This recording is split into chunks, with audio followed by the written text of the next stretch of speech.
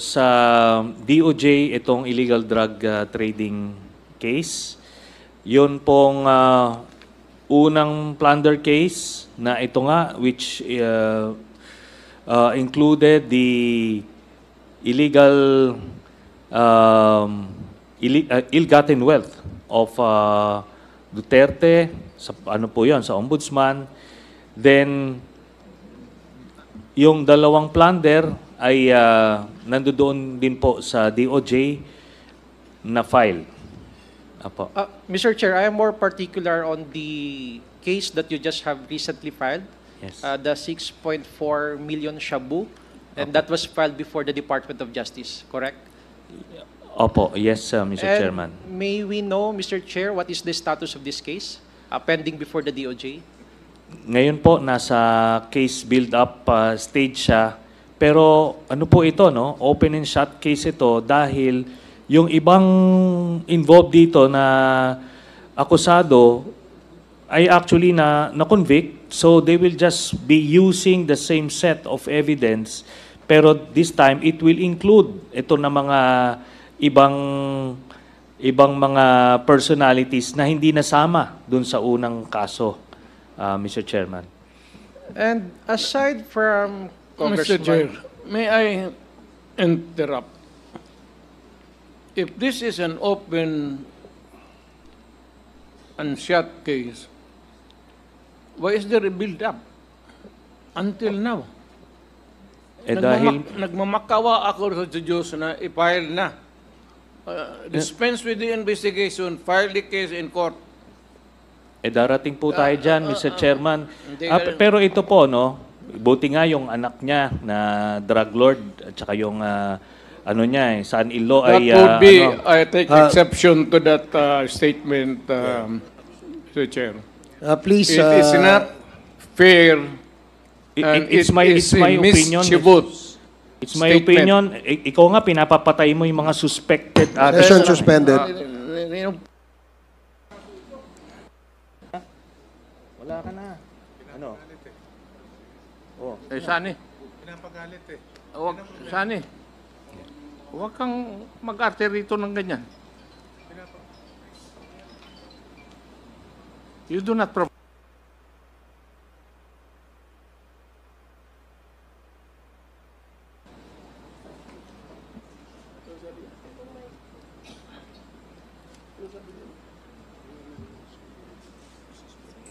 Please avoid calling names.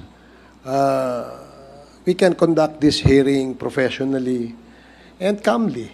So avoid calling names para hindi po tayo magkaroon ng sakitan.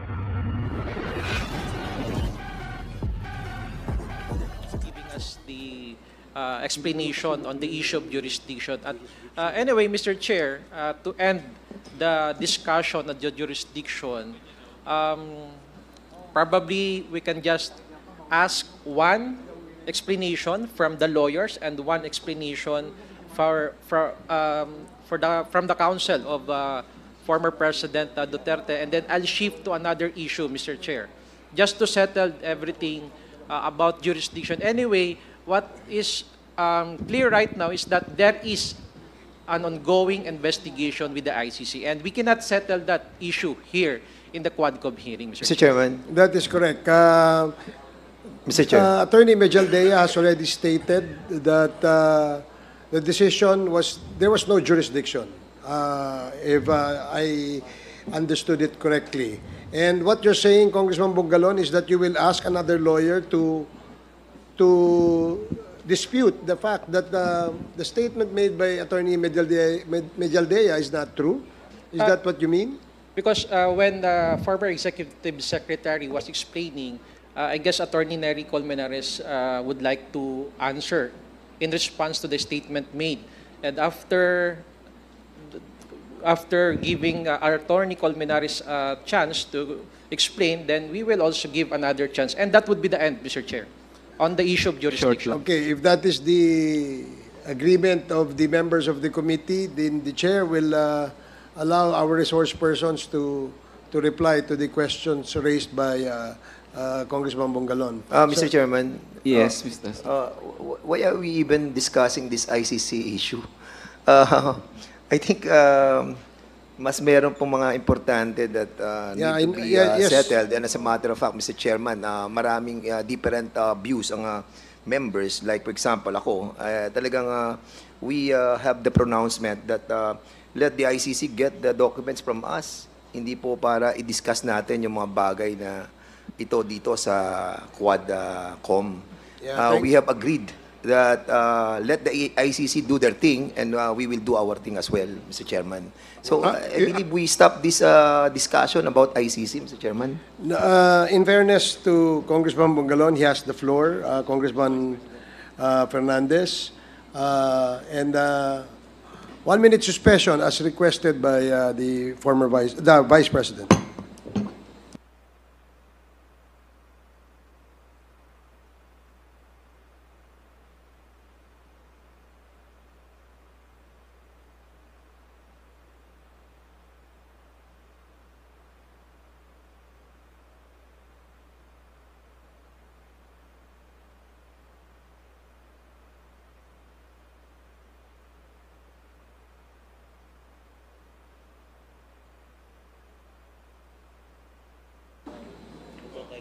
Hearing is resumed.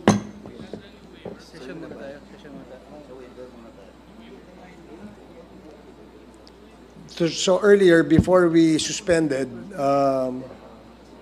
there was a question raised by Congressman Bongalon, where the former executive secretary has replied and has stated his reply as the ICC has no jurisdiction.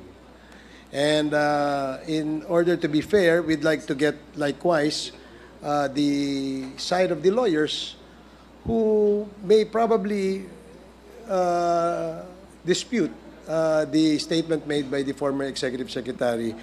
And after that, we will again give the former executive secretary the opportunity to again reply.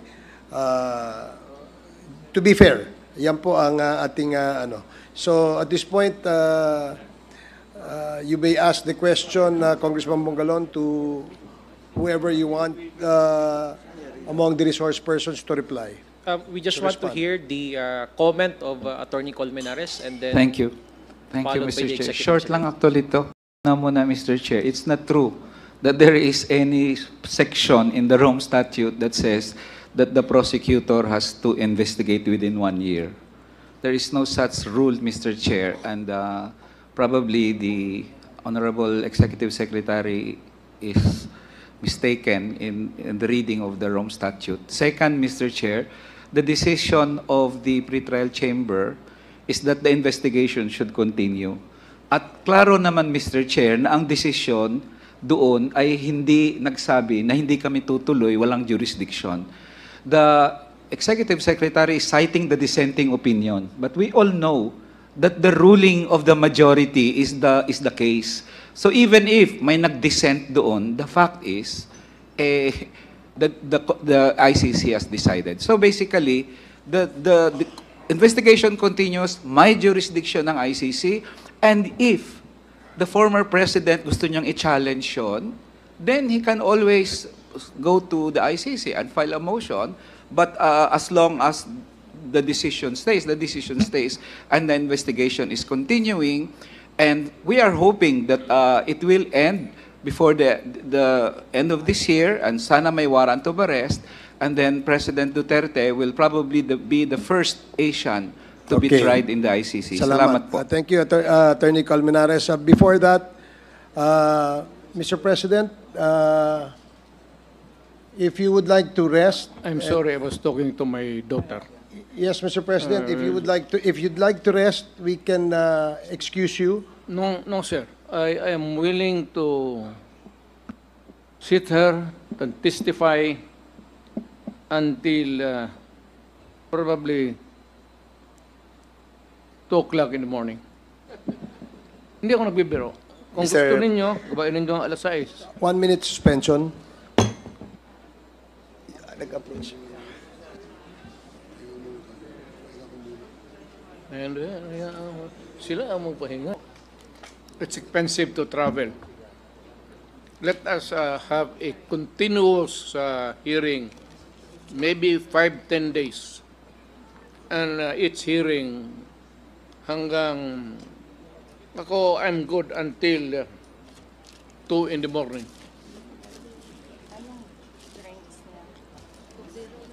I demand that kind of, kasi probinsyano po ako, hindi naman ako mayaman. Every time that I am summoned here, it's a expense. Hotel, pati aeroplano. Ngayon kung magsige tayo dito pa, ganon, mamuluwi ako. I am living on my retirement pay. Wala akong negosyo. Tanungin mo kahit sino sa Davao. Wala akong outside source except my retirement pay. Ngayon, kung ganito tayo palagi, mamamlubi talaga ako. So, mabuti pa, diretso tayo until kingdom come, until this committee will come to a logical and right decision. Hindi pwede yung magpatawag ng kayo ng ano-ano tapos anong oras. Expensive yan eh. Lalo na sa, mabuti kung mayaman kami. And we have to spend for the hotel. Well, anong Hearing is resumed. Mr. President, inaalala lang po namin ang inyong health. Dahil ito naman po ay hindi pa ho, ito ang una't huling hearing na gagawin natin. And we wanted to make sure na ano ho kayo po ay healthy. It would be great to for the people to know that I died in your Mr.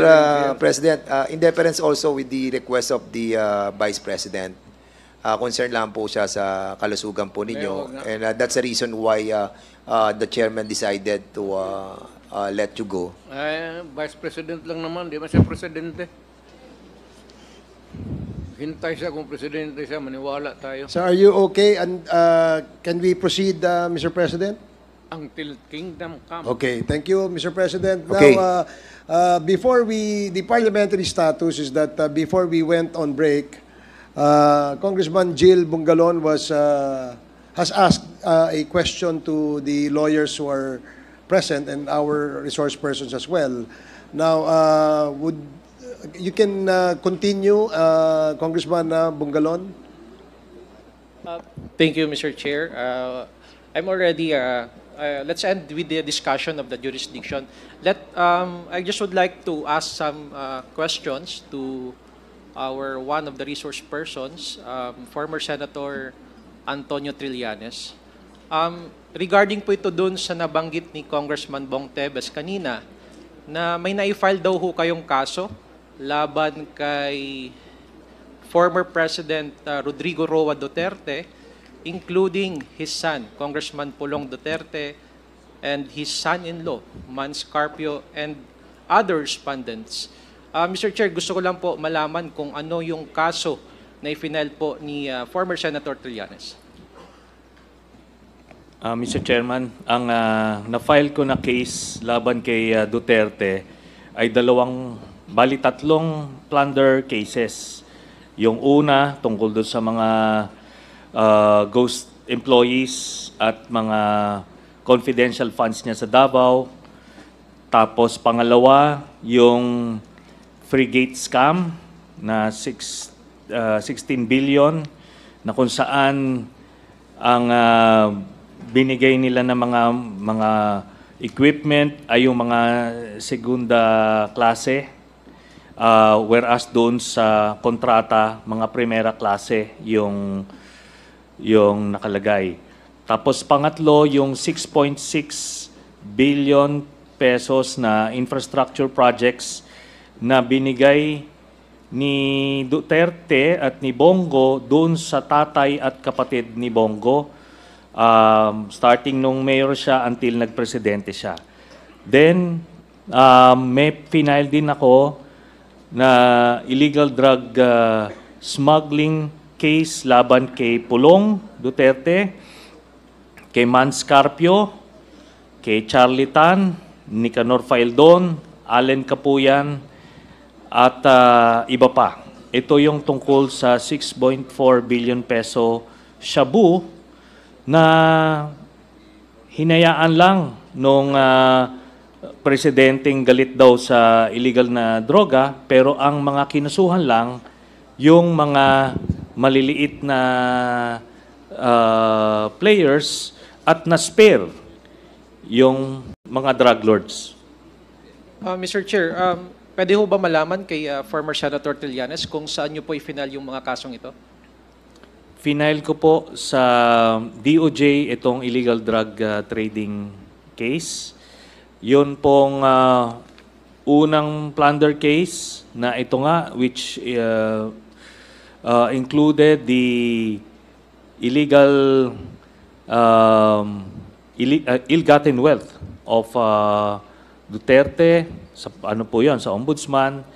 Then, yung dalawang plunder ay nandoon din po sa DOJ na file. Apo. Mr. Chair, I am more particular on the case that you just have recently filed, Yes. the 6.4 million shabu, and that was filed before the Department of Justice, correct? Opo, yes, Mr. And Chairman. may we know, Mr. Chair, what is the status of this case pending before the DOJ? Ngayon po, nasa case build-up stage siya. Pero ano po ito, no? Open and shut case ito dahil yung ibang involved dito na akusado ay actually na-convict. So they will just be using the same set of evidence. Pero this time, it will include ito na mga ibang mga personalities na hindi nasama dun sa unang kaso, Mr. Chairman. And aside from Mr. Congressman... Chair, may I interrupt? If this is an open and shut case, why is there a build-up until now? Dahil Nagmamakawa ako sa Diyos na i-file na. Dispense with the investigation, file the case in court. darating po tayo dyan, Mr. Chairman. Hindi Pero ito po, no, buti nga yung anak niya na drug lord at saka yung ano niya, son-in-law That ay would be, ano, I take exception to that statement, Mr. Chair. Please, It is not fair. And it's it my is a opinion. mischievous It's my statement. opinion. Ikaw nga pinapapatay mo yung mga suspected session suspended. Wala ka na. Ano? Sani. Pinapagalit eh. Sani. Huwag kang mag-arte rito ng ganyan. You do not provide.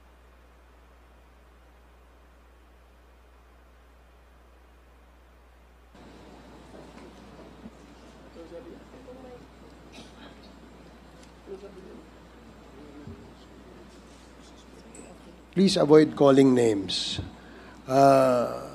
We can conduct this hearing professionally and calmly. So avoid calling names para hindi po tayo magkaroon ng sakitan. Hearing is resumed. Congressman Bongalon. Mr. Chair, may I continue with my interpellations? Mr. Chair, with regard to this case filed and pending before the Department of Justice, I just would like to ask the complainant, former Senator Trillanes, I think it is safe to assume that before you filed the case, you conducted your research. Would that be correct? Yes, Mr. Chairman. Doon pa lang sa Senado, nag-imbestiga na po kami. At lahat po ng nakalap namin na informasyon doon, plus yung mga ginamit ng prosecution sa paglilitis ng kaso, yun po ang included. At maliwanag po yun, no? Yun namang pagka-label ko po ng ng drug lord. That is my assessment po, Mr. Chairman. With all due respect dun sa mga members ng committee, there is no other skirting around the fact.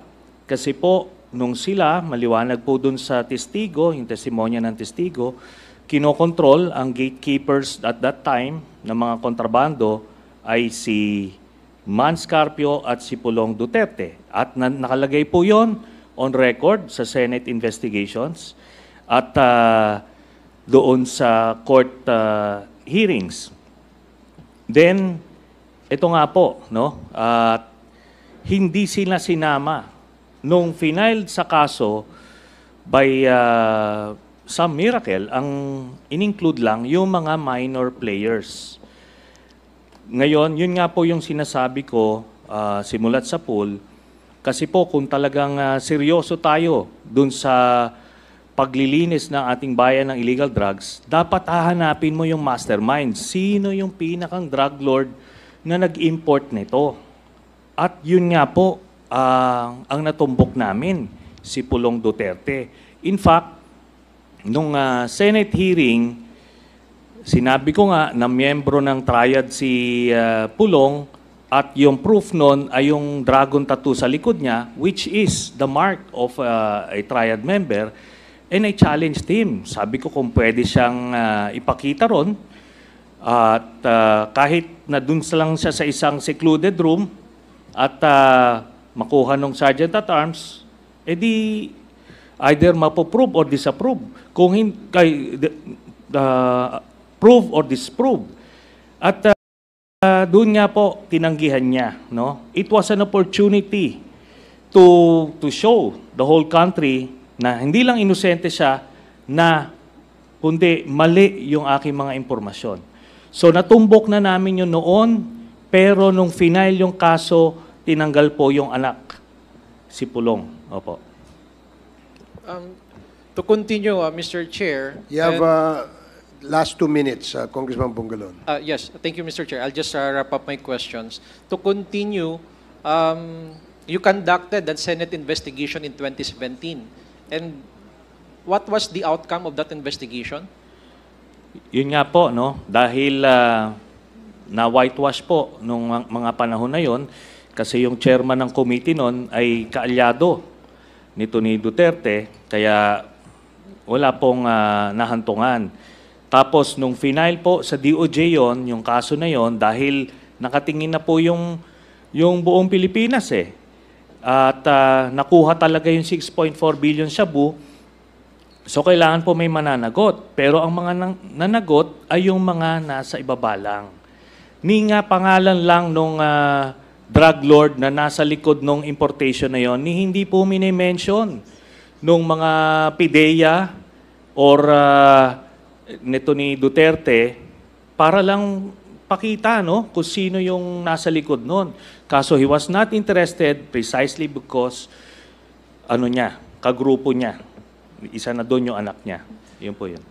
Mr. Chair, a while ago you mentioned the name of Michael Yang. Yes. Is he a respondent to this case? Doon po yan sa Jimmy Guban case. Dalawa po kasi, no, yung 11 billion na yung shabu shipment na yon. Ang sabi ni Jimmy Guban, base doon sa testimonya niya dito, doon po involved si Michael Yang, Pulong again, and Mans Carpio. Pero doon po, dito sa 6.4 billion peso shabu, ang lumabas po si Charlie Tan, ang drug lord associate na kasama nila. And lahat po to lumabas po dun sa testimonya ni Arturo Las Cañas. These are the names: Michael Yang, Sammy Uy, at Charlie Tan. Sila po yung mga kakagrupo ng drug lords na kapartner at pinoproteksyonan ni Duterte. For my last question, Mr. Chair, you also mentioned a while ago the word triad. Yes. Ano ho ba itong triad nito at ano ang partisipasyon nitong triad nito sa sinasabi niyo pong 6.4 million na shabu at yun yung basis nyo ng pag-file ng kaso laban ho sa mga respondents dito sa kasong ito? Base po sa testimonya ni Las Cañas, miyembro po ng triad si Charlie Tan at Michael Yang at nirecruit nila si Pulong. So yun po ang triad. Ito po yung mga grupo na involved sa mga illegal activities na based sa mainland China, Hong Kong, and Macau, Mr. Chairman. Your Honor, That would be may my I last question, Mr. Chair. Thank you. interrupt. Thank you, Congressman Bongalon. Mr. President, You know, you'd like to say something? There are so many persons accused here or mentioned to be criminals. Criminal yung ano. In fairness, yung mga tao na sinasabi nito, dapat ipatawag Ye- at given a chance also to answer. Yes, we will. In fact, that- we invited them in the That last is, two hearings. yeah, this is how it operates, Your Honor. Thank you. Fairness. Thank you, Mr. President. Yeah, the next to inter